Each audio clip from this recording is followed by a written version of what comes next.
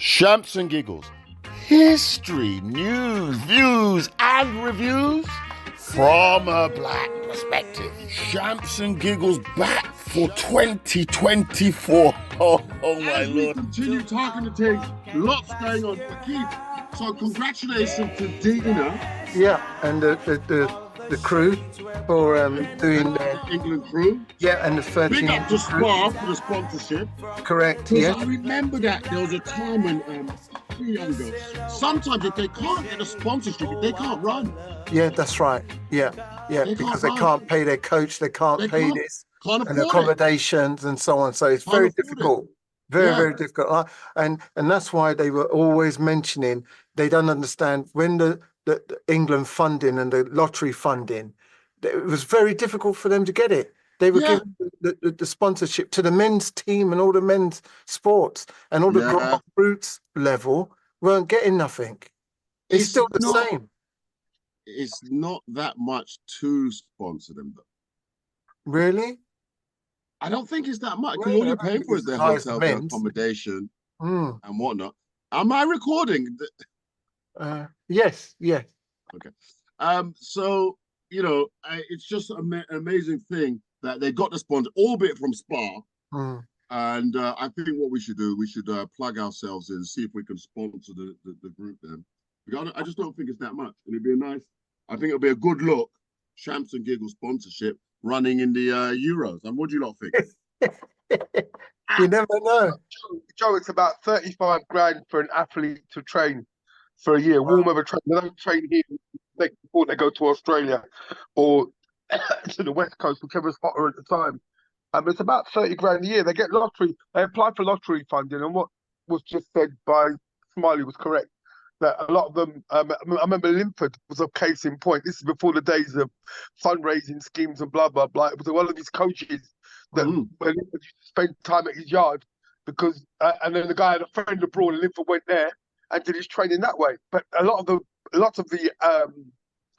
British athletes, especially when England was doing well about 15, 16 years ago, 85% of their funding came from the national the lottery, and they do it on a means tested basis.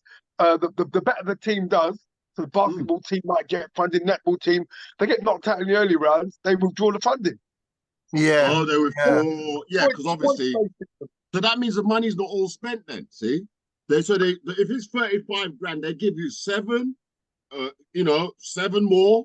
If you get a bit closer, 7 more. So they work it in along the journey. If you fall out too soon, then the journey stops. No, that's a team's point basis. But you as Joseph, if you were going to train or you receive funding, you're receiving funding for 12 months. So warm weather. And that sustained that grant there. That's not just your training. That's your food. That's your rent. That's your sustainability. Because you're not going to work. You're a full-time athlete. Yeah, you're focused. Absolutely. Yeah. So I think we should sit there. Shamps and Giggles sponsor one of the youth. Make them a 35 grand, money well spent, and they'll win a gold because they got the support, and we'll all be happier for it. Do you imagine that? We'd all be if you sponsored Dina and she run like the wind. She's brilliant. That'd just be amazing. Yeah. I mean, so that was part of the congratulations. I also got another one, but going over the continent to America, a Chicago teen named Dorothy Tillman, has become the youngest person in the world. In the world, Dorothy Tillman, the youngest person in the world to obtain a PhD doctorate. Yeah. Wow. Youngest black girl. That's amazing. The youngest person in the world. How old? 17. A PhD. PhD. How do you do that then? Well, study, university. Doctorate. Very bright. Isn't that 10 years? I mean, very bright. She's probably part of Mensa or whatever the group is.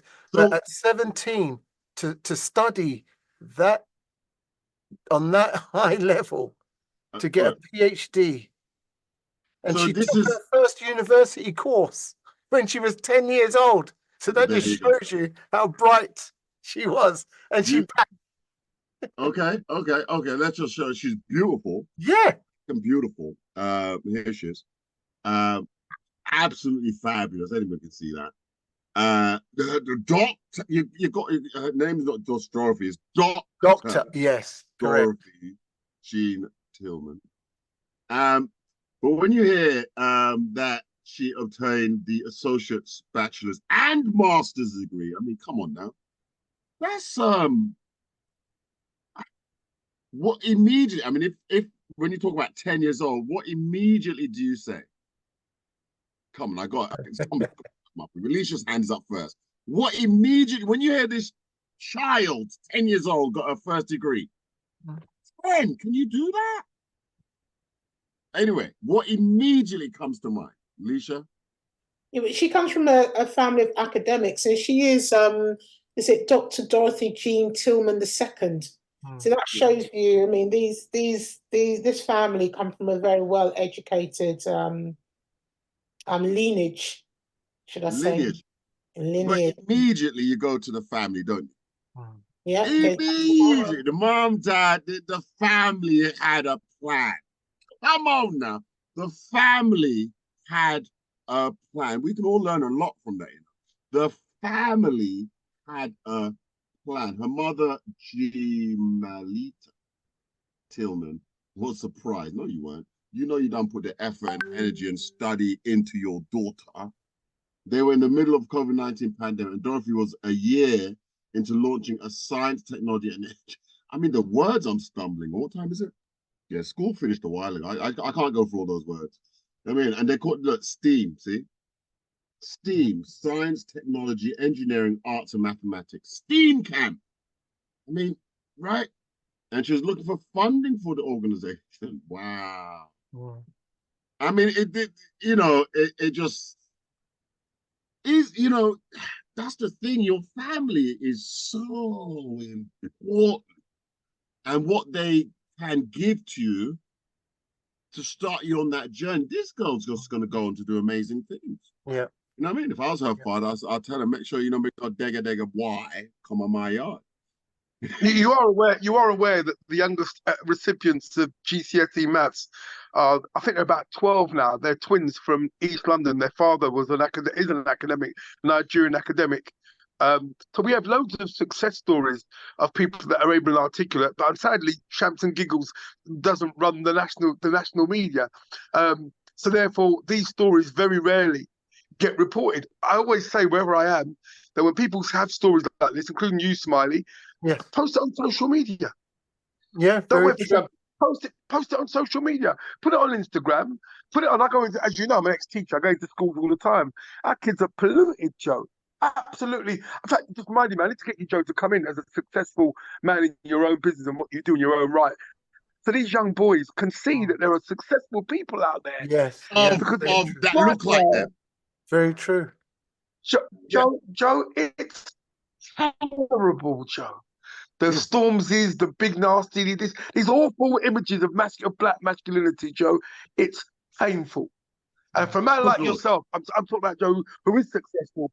It's painful to see. Yeah. And you've got all these teachers around you are like, we'll be happy to come to the school and taught the things.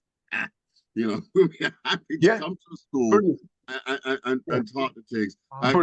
Keith has plenty of time. He's retired now. Retired at 57. Yeah. I mean, come on, isn't that success? If you can retire at 57, come on. I mean, come on. Yeah. I mean, where's Brooke? Just everybody get on that bandwagon, man. Brooke's not 60 yet, is it? She retired. Yeah, she took early retirement as well. Brooke was in Dubai the other day. Miss Lee, you want to be like me. Yeah, black people doing their thing, yo. I want to be like Keith when I grow up. But as you said, Denzel wants to be like me. Denzel retired. I retired. I mean, I work still, but I could have comfortably retired about 10 years ago. Yeah. I'm comfortable. Yeah. I'm busy writing a play. My fourth one.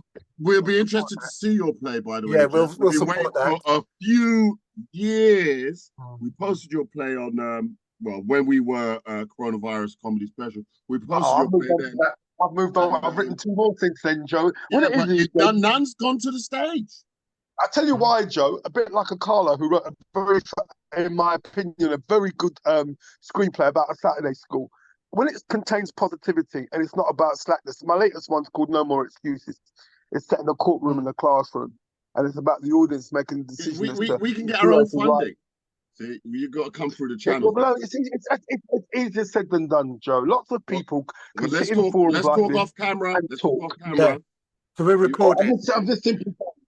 The subject matter quite often, and if you saw the latest one, there's a lovely video that's going around right now that Angela Marr posted, but I'd seen it before because I know him. General Levy complaining about the music industry, not because he's bitter, he's successful, but the kind of artists, this grime and jewel thing that's killing our young people, these are the things that are foisted upon us in the media. So when you talk about Joe talking the things, I'm talking from experience. Some of us have been saying it for 20 odd years, and if not longer. But then we get removed from, anytime you try to enlighten people, you get removed from that position for not doing as you're told. That's why in Madame Tussauds, you've got a waxwork of Martin Luther King, a well-known womanizer. I stress that. Cheating on his wife so many times, it's untrue. And Malcolm X, because of what he has to say about talking the things, there will never, ever be a statue to someone like that who came out of prison and turned his life around. And there's never been any evidence that he cheated on his wife. Martin Luther King was the one who wrote the book. These are the untold stories in the mainstream media. On our platform, we can talk the thing. We can do that. You do. That's why I pop in from time to time. Story forward. And, we can get the listeners tuned in. Of course, we're on TikTok. Of course, we're on YouTube. Of course, we're on Instagram. Of course, we're on the other, and we're gaining Facebook. We're gaining the momentum. And this is what we do. We're talking to history, news, views, and reviews from a Black perspective. And I was just listening to something earlier there, and that's exactly what they was talking about. And we'll be getting onto our main topic of soccer in not too long ago. I feel for the boy. I feel for him, and we're gonna have to part the things. But carry on, Keith. What else do you have there? You have so the next one that I brought to the members earlier was Rishi Sunak. Oh. And I was without lots of things when I was younger. Oh my God! Including Sky TV. Guys, come on now. We do have a Prime Minister policy. Yeah, so if you want to express, please let's use the little icon down there, like Leisha's just done. Put a hand up. But hold on. So come on. You're killing me. You picked up on that. Come on. Rishi Sunak, Prime Minister. Well, I was out without several things. I was out without Sky TV. Don't worry about people on the poverty line. Don't worry about the food banks. Don't worry about rent. Don't worry about the economy going bust. And I was out without Sky. Sky TV, I mean, let's be clear, in that interview with Rishi Sunak, I swear I just saw it, in that interview with Rishi Sunak, need I play it again? With that interview, he struggled to figure out what he went without. He went, I went without lots of things. And the guy asked him again, I went without lots of things. And the guy asked him again, I went without lots of things. As most people, like famously on Sky TV. Now, I can ask anyone in the room right now, what did you go without? What did you go without growing up as a kid? Let me see how much of a struggle that's going to be. First hand up is Leisha. Let's see how many hands follow. I got mine already. Leisha, start things. I was saying before the show, the problem with Sunak is that he felt a need to try to identify with the common person. He did not need to say that he did without something. He could have been earnest and said, do you know what? I didn't do without. But what I want to do is I want to make sure that those who deserve to have gets what they have, gets what they need and what they deserve. I'm out there and I'm speaking to my constituents. everybody, I'm speaking to them, and I want to make. He said he did not go without because it was insulting. I don't think he didn't realize that how insulting. That's how ignorant he is. He's so insulting that he doesn't realize that something like that is the most ignorant example of doing without. Same Sunak who couldn't. What he didn't know how to tap his card or something. Yeah, but when they went shopping, I mean, Sunak, he's got billions. He doesn't know how to spend money. You don't listen. Do you know what the thing is that you can have billions, you can have millions, you could be very wealthy, etc. But to lie and say to use something so ridiculous, such as Sky, is an insult to the everyday person. Like, if we don't have Sky, we're doomed without. Oh my God, life is doomed. Yeah, Pinky don't have TV right now, Lardamus, and Happy. Good Lord. Yeah. I mean, most of us don't watch TV. Yeah. We don't watch TV. It's not, we don't want it. Brainwashing, programming, our foolishness, we don't want it. I mean, but you're saying, Leisha, that it's an insult. If as a politician, they do not, quote unquote, connect with the electorate, most of the electorate being poor, then they feel, that's why the question was asked, they feel that they're alienating and the electorate can't vote for them because, of course, who's he? He doesn't understand me. Yeah, but it's stupid because we all know that he's wealthy. So why are you pretending that you did without something if we all know that you are wealthy? You can have whatever you want. Your wife is a billionaire. No, but that's his wife. When he was growing up as a kid, she weren't there. I mean, I don't know what his life was like growing up as a kid. Dad was rich. His dad had money. He came from a family, yeah, and he went to he went to very affluent schools, so and very well connected as well. So to pretend that you are connected to the everyday person is an insult. You can admittedly say, I don't know what it's like to do without. However, I have spoken to people who are without, and I want to help people to not be without. I've done my work. I'm putting in policies. These are the policies that I want to do. But the thing is that he's so out of touch with people's emotions that he doesn't really care about insulting people's intelligence. No, again, though, when you think about it, from his point of view, he doesn't even know what he's doing. He's not aware of the poverty line that a lot of people are on to make that connection. So he said that thinking, oh yeah, everybody watches it. No, you're wrong. Pinky hand is up the things. The mute button when you no, she's looking for it. There you are. You found it. Rishi Sunak and his government, they're all gangsters, as far as I'm concerned. They have been the most. I mean, underneath this government, if you look back, and you look at statistics, the most fraud has been committed under this government. 14 years? Not to mention the IPPs, but yeah, the most fraud has been committed underneath his government. But when we think about, when we're saying about, and how he relates, he went to one of the richest schools in the whole of the UK, Winchester College, most expensive school that you could ever get in the UK. So I don't see how, what. So his parents went without Sky TV. If you stop Sky TV, I mean, he's young anyway because he's only 44. But to think 44 years in this country, he has no love for Britain because I mean, he says if he loses, the country he wants to live in is California. They've just screwed. Oh yeah, he's gone. He probably bought the house out there. He has no love for this country. He has no love for the UK. He didn't shop for the veterans. He was the first one when he was young. He was the first one to. I mean, he takes from the poor and give to the rich who's already got, because he cuts all the funds, and he says that. Why should he's been caught saying it off camera? We caught him. Richard Sunak. He's not nice. Yeah, I mean, you can tell he's fake. Money. He's all fake. He's fake. Nobody elected him. We didn't elect him as Prime Minister. He didn't get elected. None of them got elected. The last lot that have just come in.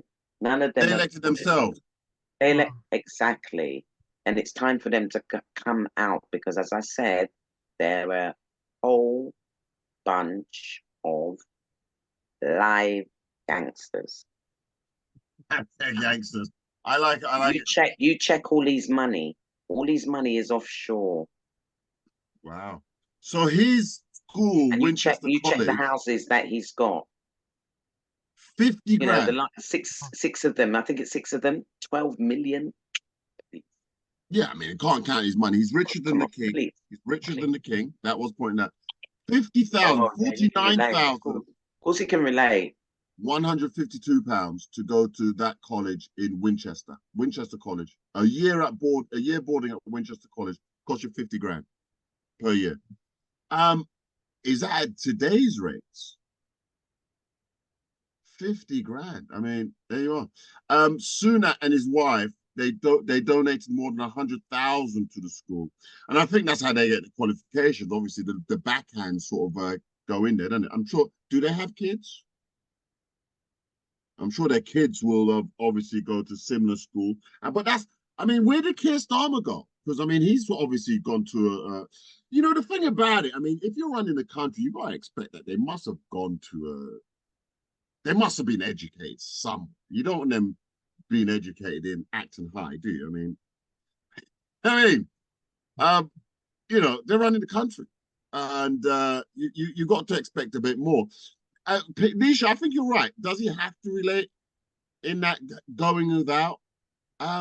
Because obviously those that are going without, we don't get the chance to run the country, do we?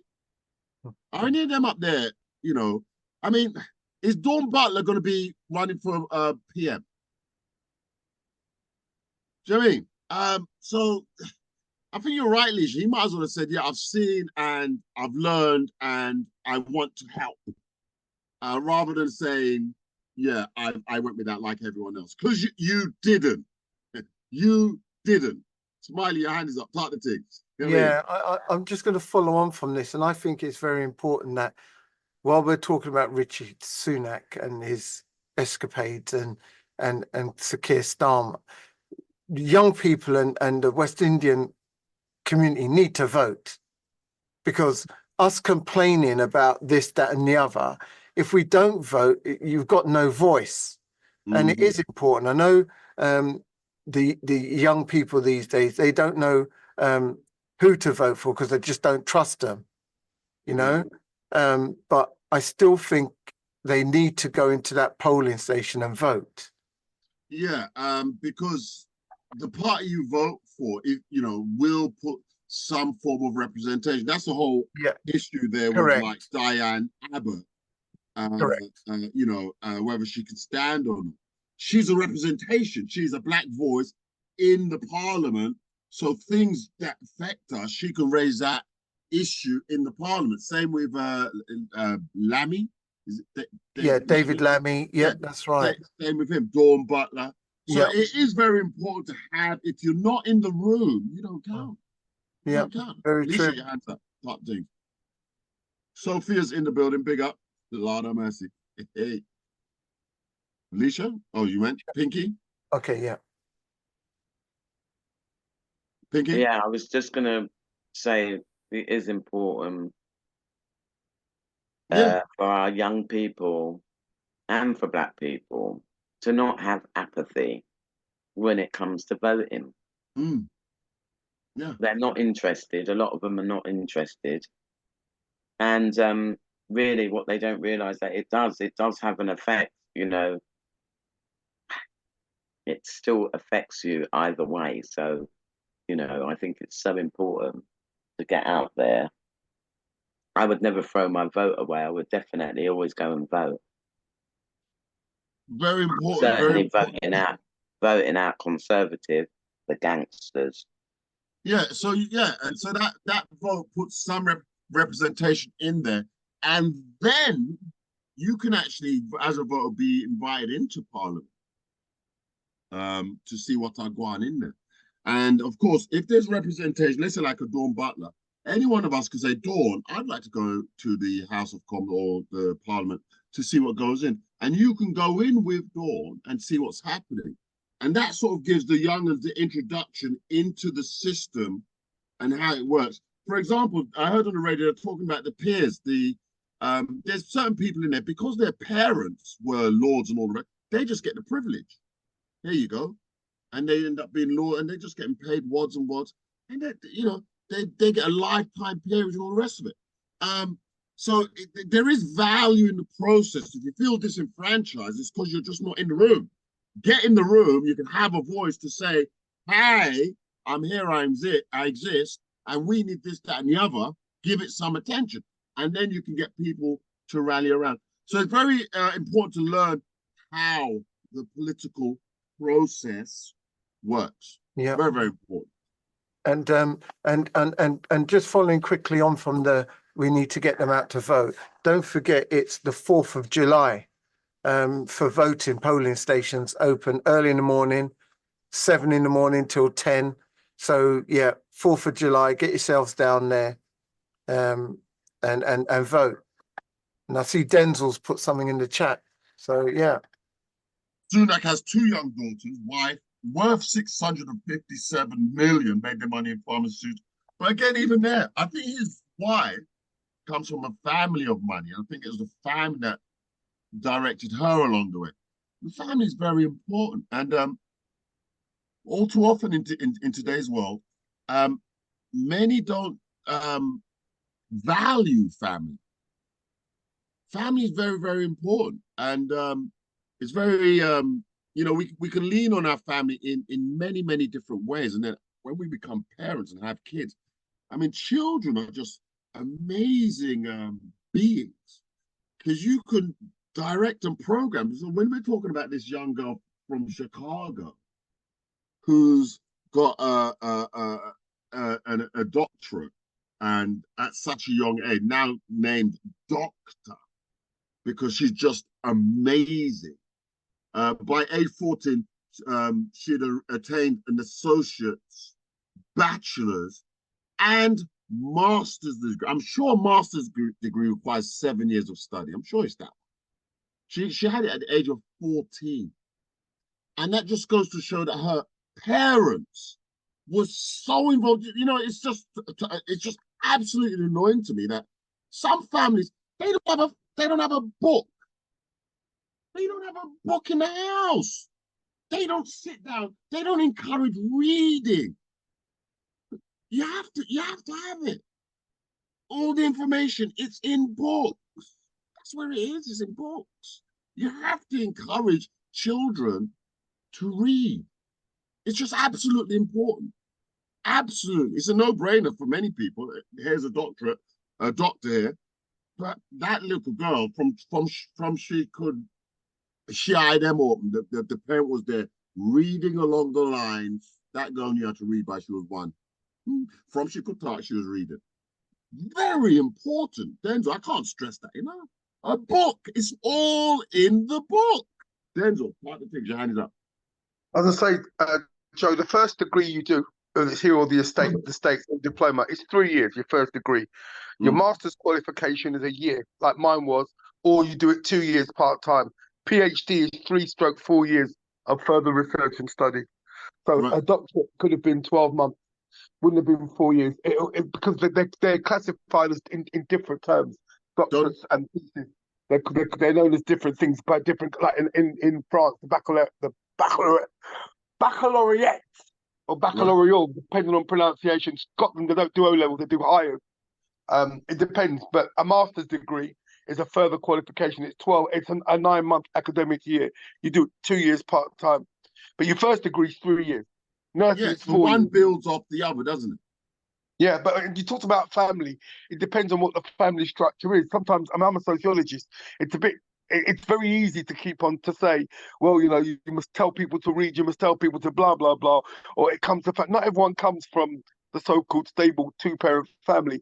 Not everyone comes from environments where the people are the most educated. Well, it depends on what you classify as education, whether it be street, whether it be academic. I don't know who makes the rules, who says what is education from what isn't education, but we're going to be very careful when we keep on talking about you have to read, because what are you reading? So I'll give you an example. one of the terms that's not often used is the term West Indian. Because we're never West Indians. It's called the West Indies because Columbus was lost and he thought he was in the west of India. Yeah. That's why a whole race of people call themselves West Indians. Carib is the Spanish word for savage. There you go. Yet we still use it. So what you're saying, Jeff, it's reading is important, but of course, it's also what you read. Shamps and Gigs, we're here every week. We're talking to teams. We will continue. We will continue. The conversation is getting hot. We'll be back after these words.